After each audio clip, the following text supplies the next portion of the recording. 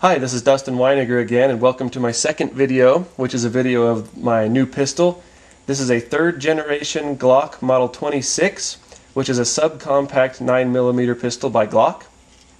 We're going to get out and shoot this in this video and have some fun. First, I just wanted to take a little bit of a look at it here on camera. Very similar to the other GLOCKs, except for the size. Very small, very concealable gun.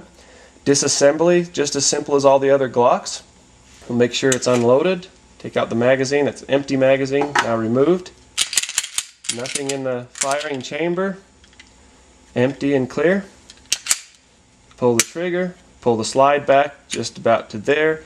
Pull down both sides of the slide lock. Slide comes free. Recoil spring. Barrel and slide. Very, very simple guns. Put it back together. Barrel and recoil spring assembly. Slide back on the frame. Now it's a gun again. So, we've got our new pistol. We've got some ammunition. Let's go shooting. So here we are, out in the desert in Utah to try it out.